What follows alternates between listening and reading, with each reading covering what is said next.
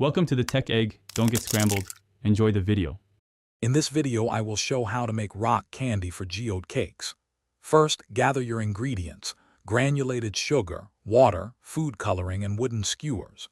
You'll also need clothespins and tall, narrow jars.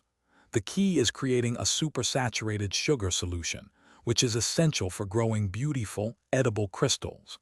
This process is surprisingly simple and yields stunning results for your cake decorations. To prepare your sugar solution, combine 2 cups of water with 4 cups of granulated sugar in a saucepan.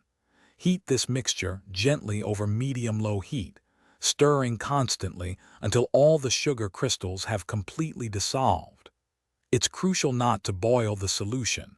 Just keep it warm enough to dissolve the sugar. Once clear, remove it from the heat and let it cool slightly before adding any coloring. Once your solution has cooled slightly, you can add a few drops of food coloring to achieve your desired geode color. Stir gently to combine.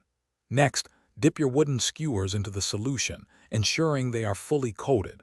Suspend each skewer in a tall, narrow jar using a clothespin, making sure it doesn't touch the bottom or sides. Now, patience is key. Allow 3 to 7 days for beautiful crystals to form. After 3 to 7 days, carefully remove your rock candy from the jars. Let them dry completely on parchment paper for several hours.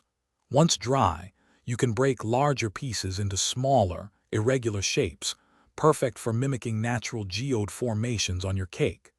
These edible crystals will add a stunning, professional touch to your dessert. Also, be sure to check the description for a link to the Echo Dot smart speaker and other great deals. Thanks for watching. Consider subscribing if I helped unscramble your problems.